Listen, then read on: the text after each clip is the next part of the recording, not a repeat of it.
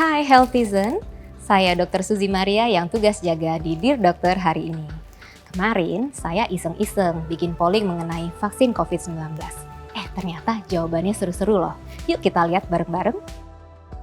Pertanyaan pertama, pada takut vaksin nggak? Ternyata 73% menjawab masih takut divaksin. Nah, untuk yang takut divaksin, kenapa ya? Kok takut divaksin? 42% jawab, nggak mau vaksin aja pokoknya. Tapi ternyata masih ada 34% yang belum yakin sama vaksinnya. Lalu untuk yang mau divaksin, kok mau divaksinasi? 52% jawab, supaya bisa kumpul-kumpul lagi. Dan lucu juga nih, 14% jawab supaya bisa update di sosial media. Nah, itu dia hasil pollingnya. Kalau Healthizen, masuk kelompok yang mana nih? Sebelum vaksin digunakan di masyarakat, vaksin harus melewati serangkaian uji klinis yang terstandar internasional untuk membuktikan bahwa vaksin ini aman dan efektif. Setelah melewati pengkajian, barulah Badan POM di Indonesia dan juga WHO atau Organisasi Kesehatan Dunia memberikan izin untuk vaksin ini digunakan di masyarakat. Nah, balik lagi ke polling vaksin COVID-19 tadi. Karena polling tadi, jadi banyak nih yang nanya ke saya mengenai vaksin dan juga mengenai COVID-19. Yuk kita lihat pertanyaannya. Pertanyaan pertama dari Tri Haryanti. Dear Dokter, Dok, aku sering banget lihat orang-orang pakai masker itu double. Apa itu lebih aman, Dok? Kalau itu lebih aman, berarti aku yang cuma pakai satu masker ini mulai sekarang harus pakai 2 masker double atau gimana nih, Dok?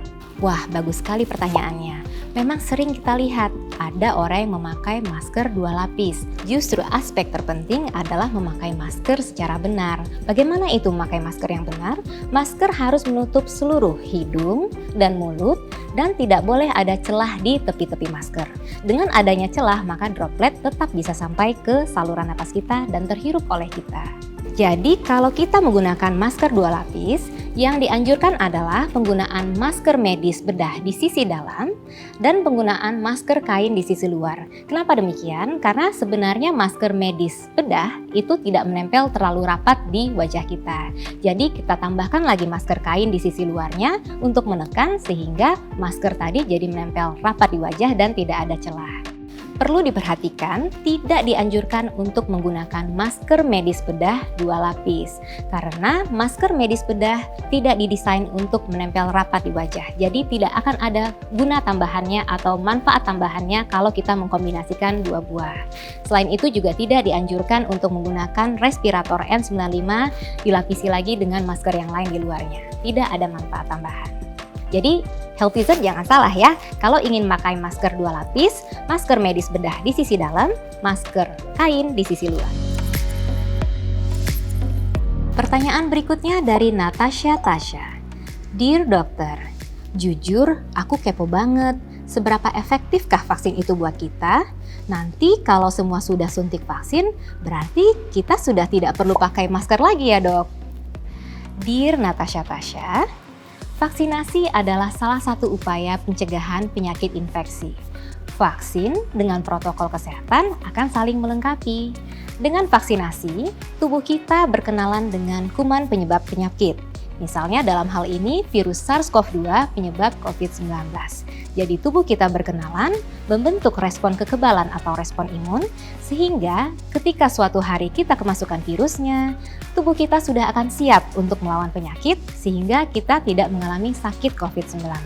Jadi untuk sementara ini, Healthizen, walaupun sudah menerima vaksinasi, tetap harus ya melakukan protokol kesehatan. Penanya berikutnya, Romdoni Asik. Dear Dokter, Dok, kan sekarang lagi rame kalau COVID itu bermutasi. Nah, itu kenapa bisa ya Dok mutasi? Dan kalau kayak gitu, vaksin yang sekarang ampuh nggak Dok sama mutasi virus yang baru? Virus ketika berkembang biak dapat mengalami sedikit perubahan. Itu adalah proses yang alamiah dan memang biasa terjadi. Perubahan atau mutasi bisa saja tidak ada dampaknya sama sekali, bisa melemahkan virus, atau bisa juga memperkuat virus. Tentunya virus yang menjadi kuat ini akan bertahan dan kemudian semakin berkembang biak. Vaksin COVID-19 yang tersedia saat ini memang efektivitasnya untuk varian virus COVID-19 yang baru agak sedikit menurun. Akan tetapi masih memenuhi standar dari WHO. Jadi bukan berarti vaksin sama sekali tidak efektif untuk mencegah COVID-19 varian yang baru. Sementara para peneliti terus mengembangkan vaksin COVID-19 yang baik agar dapat mengontrol juga varian virus COVID-19 yang baru, tugas kita para healthizen adalah untuk memutus rantai penularan COVID-19. Jangan berikan kesempatan kepada virus untuk terus bermutasi. Pertanyaan berikutnya dari Damayanti Nur.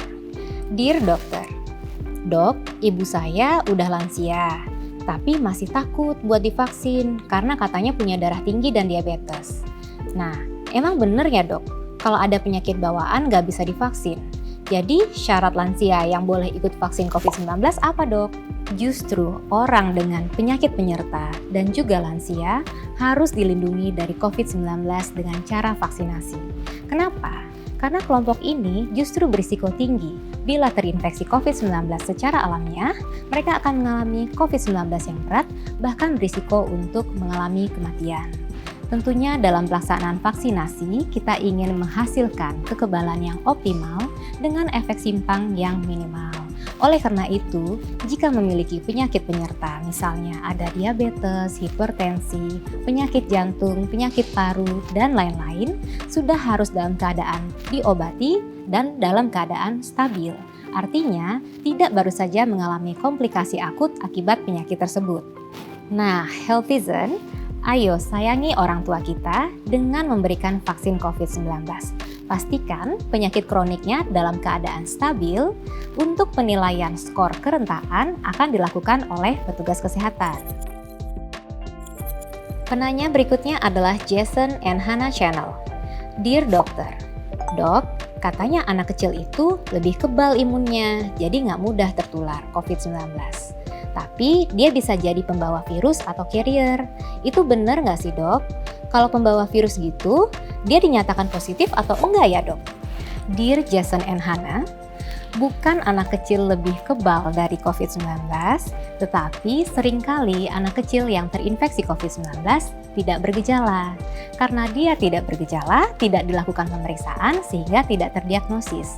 Nah, bahayanya anak-anak yang tidak bergejala ini akan terus beraktivitas normal, berinteraksi dengan banyak orang, teman-temannya, keluarganya, gurunya, sehingga dia bisa menularkan penyakit pada orang-orang sekitar tersebut. Kasus positif COVID-19 terkonfirmasi kalau didapatkan pemeriksaan PCR ataupun antigen virus SARS-CoV-2 yang positif. Itu dapat ditemukan dalam keadaan tanpa gejala ataupun ada gejala COVID-19. Jadi, anak-anak bila didapatkan bagian dari virus di saluran nafasnya melalui pemeriksaan antigen ataupun PCR tetap disebut sebagai COVID positif. Nah, healthizen, itu dia pertanyaan yang masuk ke Dear Dokter hari ini. Ayo kita dukung pemerintah untuk melaksanakan program vaksin COVID-19. Dan jangan lupa tetap taat lakukan protokol kesehatan. Jam jaga saya udah selesai nih. Saya Dr. Suzy Maria pamit. We share because we care.